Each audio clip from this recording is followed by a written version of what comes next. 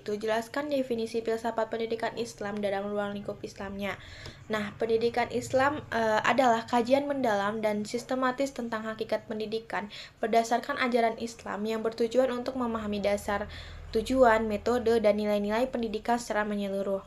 Ia berangkat dari wahyu, Al-Quran dan hadis dan terpadu dengan akal dalam merumuskan sistem pendidikan.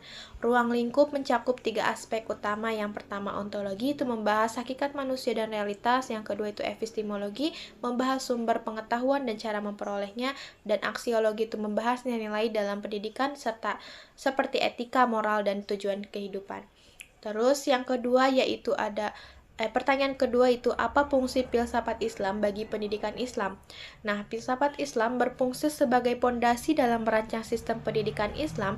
Ia memberikan arah dan makna terhadap proses pendidikan sehingga tidak terlepas dari nilai-nilai ketuhanan.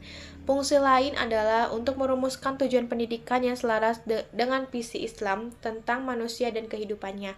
Selain itu, filsafat Islam membantu menjawab berbagai tantangan zaman dengan tetap berpijak pada nilai-nilai wahyu, serta menjembatani antara aspek spiritual dan intelektual dalam pendidikan. Selanjutnya pertanyaan ketiga yaitu terdapat beberapa aliran dalam filsafat pendidikan Islam. Aliran apa yang relevan dengan kondisi saat ini? Apa alasannya? Nah, aliran yang paling relevan dalam kondisi saat ini adalah aliran integratif, yaitu pendekatan yang menggabungkan antara ilmu agama dan ilmu umum.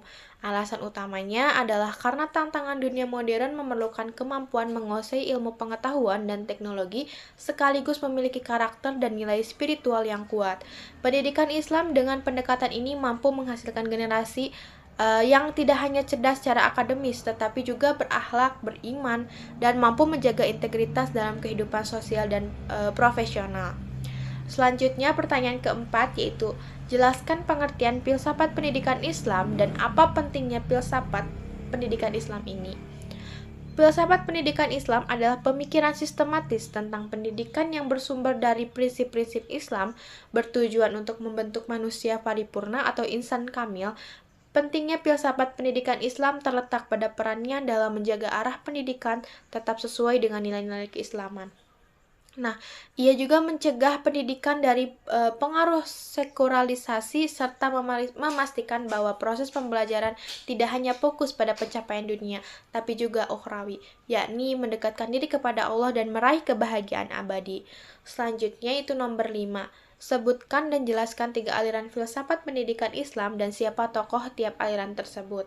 Nah, yang pertama itu Perennialisme Islam yang dipelopori oleh Imam Al-Ghazali menekankan pada pendidikan akhlak dan spiritualitas sebagai inti pendidikan pembinaan manusia. Yang kedua yaitu Esensialisme Islam.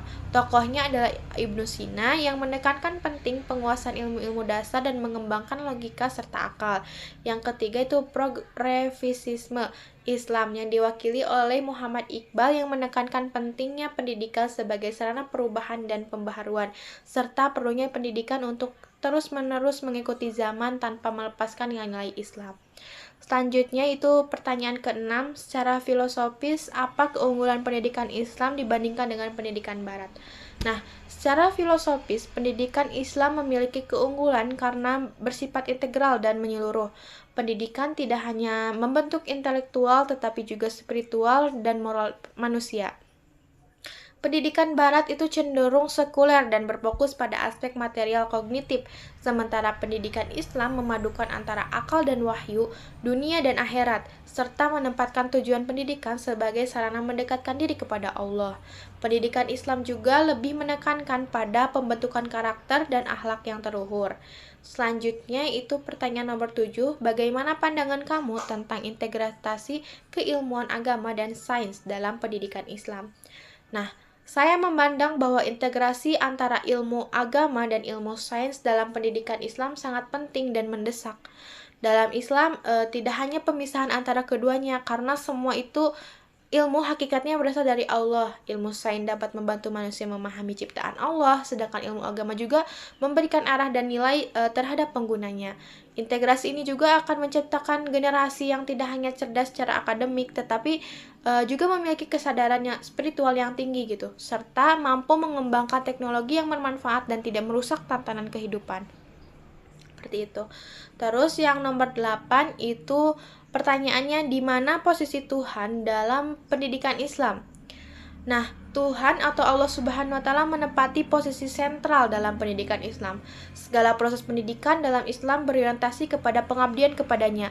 Tujuan utama pendidikan adalah membentuk manusia yang mengenal, taat, dan cinta kepada Allah. Dengan demikian, setiap aktivitas pendidikan harus diniatkan sebagai ibadah, dan materi pembelajaran pun harus mengarahkan kepada penanaman nilai keimanan dan ketakwaan kepadanya. Tanpa keberadaan Tuhan, pendidikan akan kehilangan arah dan tujuannya. Terus selanjutnya nomor 9. Apa pandangan kamu tentang alam dan kaitannya dengan pendidikan Islam? Nah, dalam pandangan Islam, alam adalah ciptaan Allah yang mengandung tanda-tanda kebesarannya atau ayat kauniyah yang dapat dipelajarinya. Nah, alam bukan hanya objek eksplorasi, tapi juga sebagai sarana untuk mengenal dan mendekatkan diri kepada Allah. Oleh karena itu, pendidikan Islam mendorong peserta didik untuk belajar dari alam, mengelola, menjaga, sebagai bentuk tanggung jawab khalifah di bumi ini. Nah, pendidikan Islam harus menanamkan kesadaran ekologis dan etika terhadap lingkungan kepada siswa. Selanjutnya itu nomor 10, jelaskan tentang hakikat pendidikan serta karakter apa yang harus dimiliki oleh pendidik. Nah, hakikat pendidik dalam Islam adalah sebagai pembimbing, pengarah, dan teladan yang bertugas membina akhlak, ilmu, dan iman peserta didik. Seorang pendidik tidak hanya bertugas mentransfer ilmu, tetapi juga menanamkan nilai-nilai luhur. Karakter yang harus dimiliki oleh pendidik antara lain yang seperti ikhlas dalam mengajar, sabar, memiliki ilmu yang memadai, mampu menjadikan contoh yang baik, serta memiliki kepedulian terhadap perkembangan murid secara holistik. Terus yang ke-11 itu, apa saja sifat yang semestinya dimiliki oleh peserta didik? Nah, peserta didik dalam pandangan Islam harus memiliki semangat menuntut ilmu, bersikap rendah hati, menghormati guru, jujur, rajin, dan bertanggung jawab. Selain itu, mereka juga harus memiliki akhlak yang baik, menunjukkan kesungguhan dalam belajar, serta terbuka terhadap nasihat dan bimbingan. Islam mengajarkan bahwa mencari ilmu adalah ibadah, sehingga peserta didik harus menjalani proses pembelajaran dengan niat yang benar dan sikap yang baik. Sekian dari saya. Wassalamualaikum warahmatullahi wabarakatuh.